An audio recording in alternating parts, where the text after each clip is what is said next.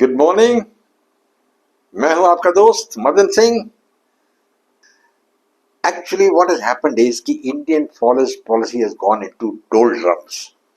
आप जानते हो, जब समुद्र में जहाज चलते थे, पुराने जहाज which used to have sails, and if there was no wind the ship wouldn't move forward, it'd be just floating there. That period was called the doldrums.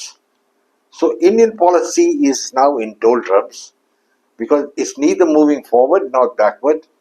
And I don't know who to blame for it, whether it's Narendra Modi or the Foreign Minister, Mr. Jaishankar. Incidentally, Mr. Jaishankar and I are from the same school, though he was in a different class, much higher, but that's part of the game. But we belong to the Air Force School. Now, coming down to the foreign policy of India, I think there's a basic flaw in the foreign policy which has been laid down by Narendra Modi. The foreign policy of any country has to take into account the realization of where you stand. And that is where India has faltered. India wants to be treated as a great power in the world. But unfortunately, most of the well-known commentators and military discussers of the military pundits do not believe it. They feel there are only three great powers in the world, that is Russia, China and the United States, and India doesn't feature in that list. That's number one. Number two, the Indian economy, which is standing at 143 out of 194 countries as far as the per capita income is concerned, doesn't qualify India to be a global power. Thirdly, India is the largest importer of weapons in the world, and no country became a world power or a global power by importing weapons. Now, this is not the fault of Mr. Narendra Modi. This is something which was inherent because this is the policy which was followed by Pandit Jawaharlal Nehru.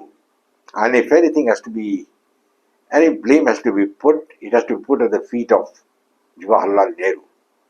He was the man who laid the foundation of India, and at that time I think he didn't have a comprehension of what is strategic power. He didn't know it. He didn't understand what is strategic dominance. And in contrast, during the same period, we had Mao Zedong, who took over as the dictator of China, and he led China forward. One after another, after Mao Zedong came Deng, and then now we have President Lee.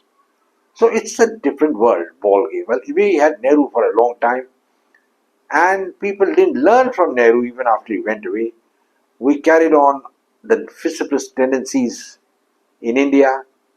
In China, you cannot dissent, and if you dissent against the government, you know what to do. But in India, we cultivated dissent. I will say cultivated dissent by making linguistic states, number one. Number two, creating an unnecessary schism between English and Hindi. Just imagine, the Home Minister, who is a very important man of the Indian government, going and making a statement that in time to come, jo English bolenge, unko sharam aayegi. I mean, it's a bit of a joke, is it? I think it must be a joke. Maybe he couldn't mean it really, because he cannot go and communicate in Hindi with the people in Tamil Nadu. How is he going to do there? So, gentlemen, with this sort of leaders, we can know what's going to happen. Modi should have pulled up this man, but he hasn't done it. And the sad part is all this is going on, including this announcement of the caste census, which is going to divide the Hindus further, only to win a small-time election in Bihar. That's all. Perhaps I thought things would be better, and whatever you say about Pandit Nehru, he was not a man who would divide India on the basis of religion or language, which is happening now. So this is the biggest flaw in India, and this flaw translates outside. No cohesive face can be presented by the Indians outside. And net result is the people have generally got a feeling that India is a pushover country. You can push it off, and India will do nothing.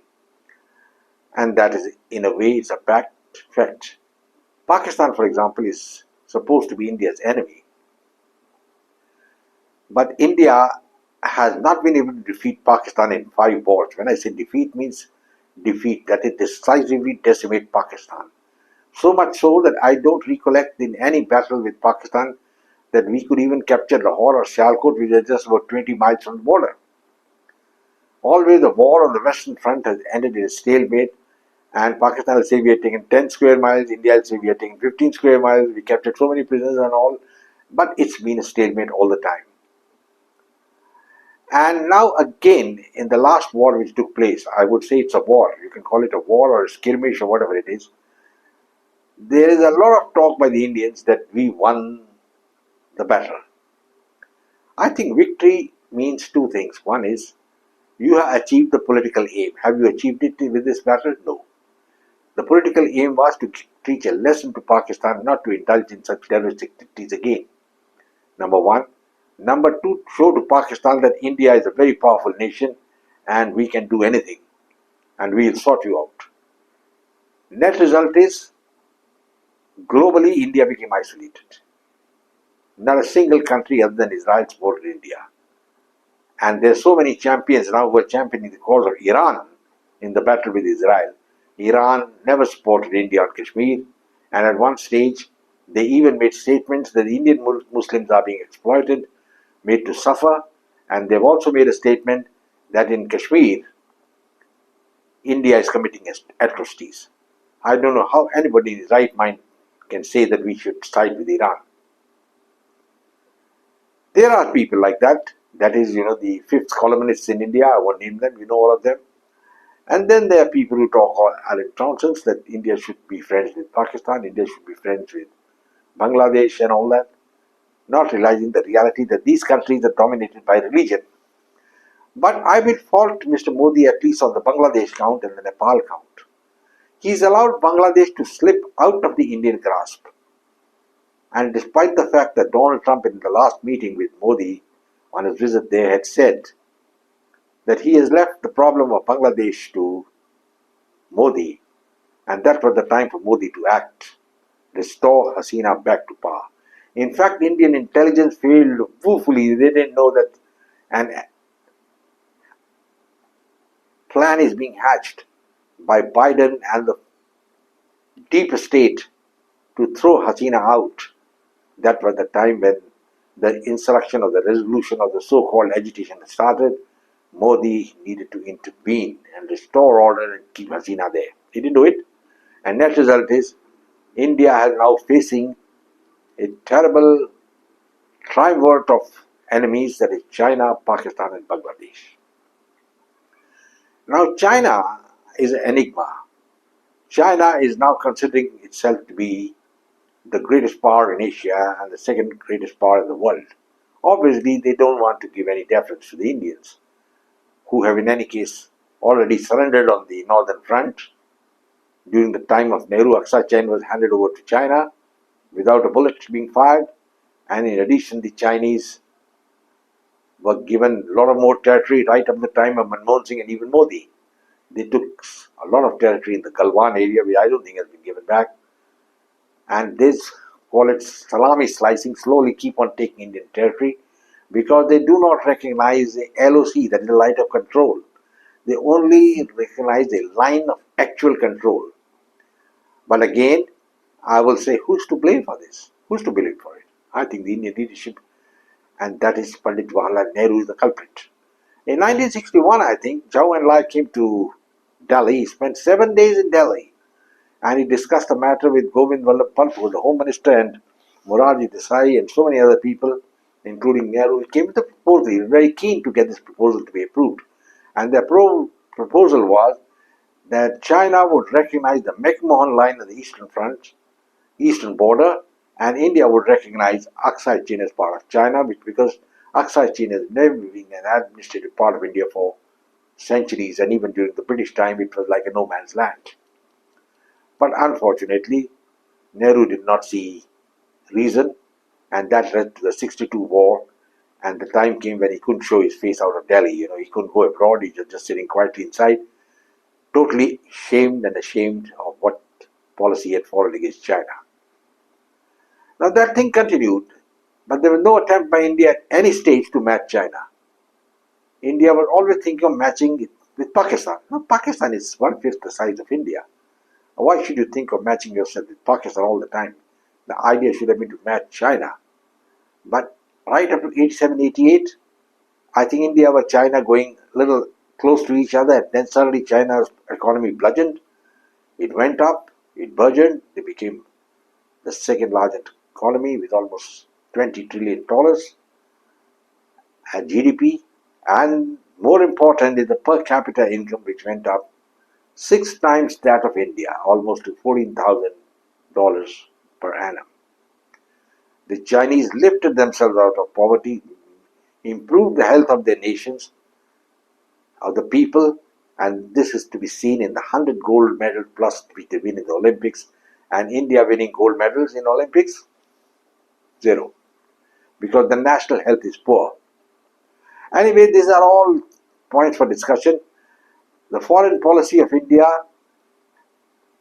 has created an impression that India is a weak country. Bangladesh is out of the Indian orbit. Nepal is closer to China. And even Bhutan is having second thought. They know that India won't be able to defend Bhutan in case the Chinese mount an offensive there. And they're keen to discuss the border demarcation with China directly.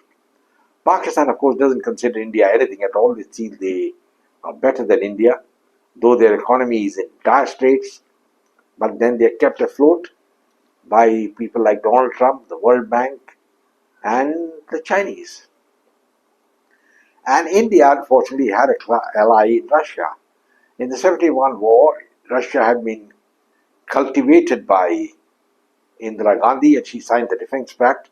And when the American 7th Fleet moved into the Bay of Bengal to stop the freedom of Bangladesh, the Russians also came in, and the matter ended there.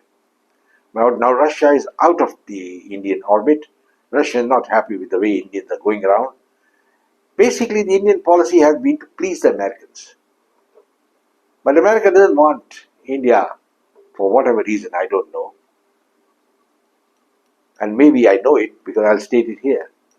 America wants a servile, a subservient state. Pakistan is that. They play God to America. They consider America their bread and butter, and naturally the Americans like them. They go by what the Americans want. They've been ally of America for 71 years. India, on the other hand, wants to meet America on an equal. An equal, how can you be an equal when you're 143rd in the per capita income in the world? You can't consider yourself equal to America or equal to China. I mean, it's a bit of a joke, I tell you. As a nationalist, I feel sad, though I would lay the blame for all this basically on Pandit Nehru. But Nehru went away, he's gone, and now we've got Modi. Modi has been power for 11 years, but I don't think he's been very decisive, unfortunately. He's concentrating more even on the language issue. He's allowing his whole ministry to talk all nonsense on language, number one. Number two, he is the one who's agreed for the caste census. There was pressure from Rahul Gandhi, and he's come to that pressure. That's a fact. And he's helping divide the Hindus even more. I don't know what's going to be the repercussions of all this. It can't be very good.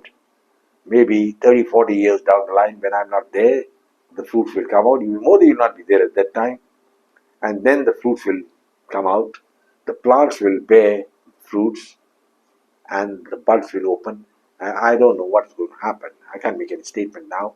I'm not a clairvoyant. But the fact is, India has chosen the wrong path. Now, the Eastern Europe and the Western Europe are small-time powers. It really doesn't matter to India, or for that matter to them, what they're going to do with India.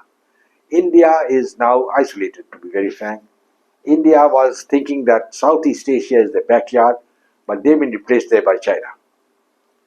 Because the people somehow have a feeling that the Indians are not that decisive. And we are not decisive in the sense we back Israel, yes, but at the same time we are talking of terrorism, and we don't declare the terrorist organization like Hamas as terrorists. I couldn't understand why the Indian government didn't declare Hamas as a terrorist organization. Why India didn't declare Hezbollah, who is operating against Israel, as a terrorist organization. Talking of Pakistan and terrorism is irrelevant when you don't recognize terrorism at other places. Now, anybody can challenge me on this. India keeps on talking of terrorism, but the world has moved forward. Terrorism is one facet only now.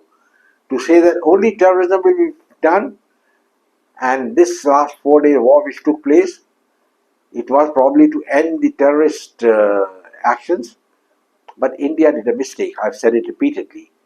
First thing was to set your house in order. India should have looked into what's happening in the valley, right from 91 when Narasimha Rao was the Prime Minister.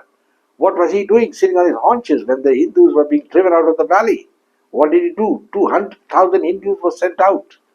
And Narasimha Rao was sitting there like the Buddha. I think the Buddha would be a better man actually. Narasimha Rao was nothing. And everything happened badly and it continued. Even Vajpayee was there. He became Prime Minister and he couldn't stem anything at all. He couldn't stop the exodus at all. And the revolution, or what do you call it, the revolt, the insurrection in Kashmir started gathering momentum. And now, even now, these people are getting killed. Hundreds of Indian soldiers have been killed in Kashmir. Let's get going. Why the people are against India there? They are against India. There's no doubt about it. Why should we just keep on talking that Pakistan is instigating it? Pakistan can instigate only if there are willing hands available there. There are willing hands available in Kashmir, and that is why this thing is happening. And mount an attack on Pakistan's centers and then think that Pakistan will not retaliate is something which should have been catered for, calculated. India couldn't calculate that. And despite the bombing of the terrorist camps, Pakistan came back in a big way, and the rest is history. India, after 4 days, agreed for a ceasefire with nothing achieved. What happens after another 2 years? There's another terrorist incident. Will India again start the same thing, fight for 3 days, 4 days, and then say, okay, we have a ceasefire? Gentlemen, how you look, only the mirror will tell you. And the BJP government must look in the mirror that they have done away with the core ideals of the RSS. If I remember, the RSS was formed in 1925, and the aim was to unite Hinduism and make it into a monolith organization without the caste. But Modi has accepted the caste system. He has accepted the reservation of jobs in the caste system. I will add a note here and say that any country which does not honor meritocracy can never rise to the top. Never. When you are going to give jobs on the basis of caste, I don't think so. And then we have another sad thing, is the caste census which is now being carried out. There's further division of the Hindus. And for 900 years, I think Modi has forgotten, Hindus were slaves in their own land. That was because they were not united, they were divided. Well, it's for him to decide. If he wants to be known as the great man in history, I think he should have stood up to Rahul Gandhi and caught the bull by the horns and said, no, I don't believe in caste census and I won't get it passed. I won't hold it. He didn't do it. He takes the path of least resistance. And just at the moment, when Donald Trump goes around talking that he's made the ceasefire, I haven't heard Mr. Modi holding a press conference saying clearly Donald Trump is wrong. Has he got the guts to say it? I don't think so. Making some statements to the foreign secretary or something is not that way to deal with Donald Trump. And now India has got an extra cause of worry because Pakistan is going to give bases to the United States, and there is a triumvirate of action between alliance against India, Pakistan, China and Bangladesh, and Russia is also not happy with the Indians. I think one thing which Modi must remember, that he was thinking he was playing on a very high stake. He made a visit to Moscow, I think about a year, 6 months, sometime back, and just after 15 days made a visit to Ukraine. What the hell was he making a visit for Ukraine? And he went and told Putin that war is not the option these days. It's not in fashion. Very correct. But then why did India mount the offensive attack on Pakistan's terrorist camps. Why? Why didn't they go after the terrorists in the Kashmir Valley? And as per my incident information goes, none of the 7 terrorists who were involved in the massacre at Pahalgam have been caught. And people like Sheikh Abdullah and his son, Umar Abdullah, and all these people, including Begum, uh, who leads the PDP, all of them, they are fifth columnists. They are like people who eat at the roots of India. Somebody got to realize it, somebody got to do it. But India is not moving forward. We have an agitation even against Hindi being made compulsory as compulsory language in Maharashtra, of all places. Raj Thackeray has started an agitation, and I think Fadnavis has almost come to it. Language broke up a country. Let's be very frank about it. Bangladesh broke up on the language issue with Pakistan. I hope it doesn't happen to India. And now, gentlemen, I hope you like my rambling thought. I will say goodbye and God bless. Take care. If you like my channel, please share it with your friends and comment more. And Jai Hind.